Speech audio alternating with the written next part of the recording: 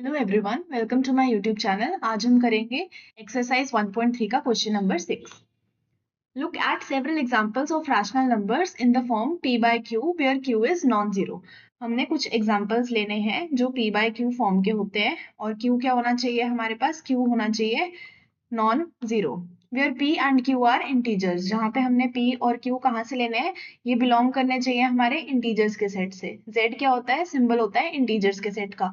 With no common factor, मतलब p और q में कोई भी कॉमन फैक्टर नहीं होना चाहिए।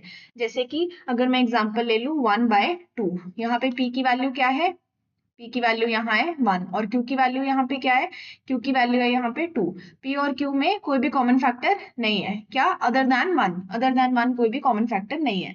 ठीक है, अगर जैसे मैं यहाँ पे ले लूँ 7/8, तो 7 और 8 में कोई भी कॉमन फैक्टर नहीं है एक्सेप्ट 1। ठीक है, and having terminating decimal representations, इनकी टर्मिनेटिंग डेसिमल रिप्रेजेंटेशंस होनी चाहिए, मतलब जो एक जगह पे आके रुक जाती हैं। Can you guess what property q must satisfy.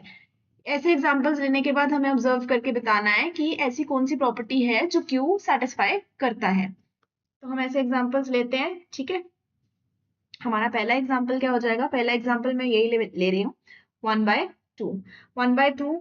और दूसरा एग्जांपल हम ले लेते हैं 1/4। ठीक है, और कौन सा हम एग्जांपल ले सकते हैं, 7/8, 7/8 ले लेते हैं। और 8/25, 8/25 ले लेते हैं। ठीक है, और क्या है 17/20, ये भी एक एग्जाम्पल है। ठीक है, और एक हो जाता है अपना 31/16।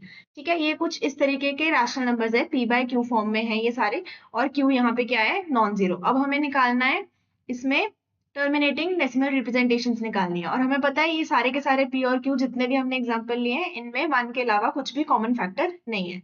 ठीक है, तो सारी कंडीशंस हमारी सेटिस्फाई हो रही है जो भी हमें क्वेश्चन में दी हुई थी। अब हमने इनकी डेसिमल रिप्रेजेंटेशन निकालनी है, उसके लिए हम लोग क्या करेंगे, हम इसको इस तरीके से मल्टीप्लाई करेंगे किसी ऐसे डिजिट से कि डिनोमिनेटर में हमारे पास या तो 10 आ जाए या फिर 10 की पावर आ जाए। तो अगर मैं ऊपर न्यूमरेटर को 5 से मल्टीप्लाई करूंगी और डिनोमिनेटर को भी 5 से मल्टीप्लाई कर दूं, तो हमारे पास फ्रैक्शन क्या बन जाएगी, 5/10। मैंने क्या बोला, हमें इस तरीके से कुछ मल्टीप्लाई करना है कि डिनोमिनेटर में या तो 10 बने या फिर 10 की कोई पावर बन जाए। तो इसका डेसिमल रिप्रेजेंटेशन क्या आ जाएगा, 0.5।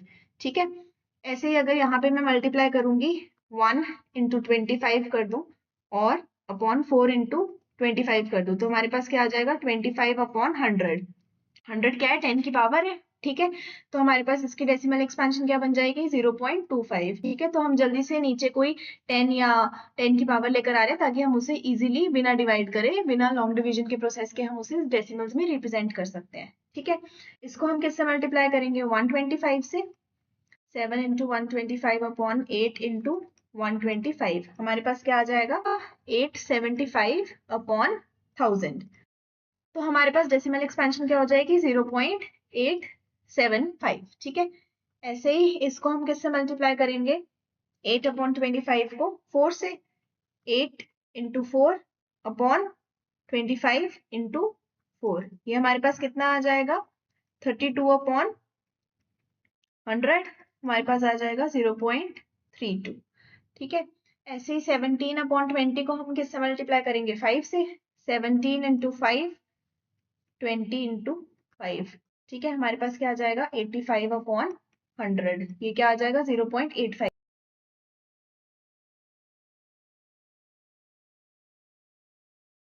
इसको कर देते हैं 625 से मल्टीप्लाई, हमारे पास आएगा 19375 हमारे पास आ जाएगा 1.9375। ठीक है, ये सारे के सारे क्या है, टर्मिनेटिंग है। अब उसने बोला है कि can you guess what property q must satisfy. हमें ऑब्जर्व करना है कि डिनोमिनेटर्स थे जो ओरिजिनल फ्रैक्शंस के, यानी कि 2 था, 4 था, 8, 25, जितने भी हमने लिए एग्जांपल्स, उन सब के डिनोमिनेटर में ऐसी क्या खास प्रॉपर्टी है जिसकी वजह से इनकी डेसिमल एक्सपेंशंस जो हैं वो टर्मिनेटिंग आ रही है, मतलब रुक जा रही हैं एक पॉइंट के बाद। ठीक है, तो हम इसके प्राइम फैक्टराइजेशन करके देखते हैं। जैसे एक डिनोमिनेटर 20 है, अगर हम 20 की प्राइम फैक्टर्स देखें तो हमारे पास क्या आएगा, 2, फिर से 2, 5। ठीक है, अगर हम 16 का प्राइम फैक्टराइजेशन करके देखेंगे तो हमारे पास क्या आएगा, 2, फिर से 2 आ जाएगा, सिर्फ 2 ही है इसकी प्राइम फैक्टर्स, ठीक है। और कौन सा डिनोमिनेटर था अपने पास, 8 था, 8 करके देख लेते हैं, 2 2। तो हमें क्या ऑब्जर्व हो रहा है, या तो हमारे पास सिर्फ 2 और 5 है या बस 2 है, ठीक है ना।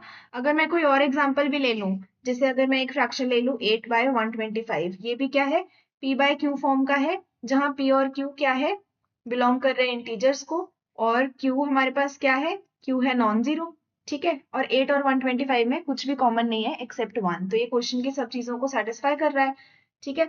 इसको हमने इस तरीके से मल्टीप्लाई करना है कि ये कन्वर्ट हो जाए हमारे पास 10 या फिर 10 की किसी पावर में। तो हम इसको 8 से मल्टीप्लाई कर देंगे, ये आ जाएगा 64/1000। हमारे पास क्या बनेगा, 0.064। रुक गया इसका डेसिमल एक जगह आके, ये क्या है, टर्मिनेटिंग है।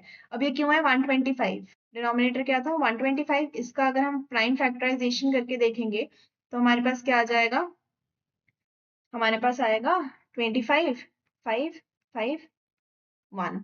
इसके प्राइम फैक्टर्स क्या है, 5 है। या तो सिर्फ 2 आ रहे हैं, या सिर्फ 2 और 5, या फिर 5। जितने भी अभी ऐसे एग्जांपल्स हम लेके देखेंगे, हमें हमेशा यही ऑब्जर्व होगा कि डिनोमिनेटर क्या होगा, हमेशा 2 और 5 ही उसके प्राइम फैक्टर्स होंगे। तो हमारे पास क्या आ रही है, डेसिमल्स टर्मिनेटिंग आ रही है, अदरवाइज हमारे पास टर्मिनेटिंग नहीं आएगी। ये हमारी क्या है, ऑब्जर्वेशन। इसको हम वर्ड्स में कैसे लिखेंगे,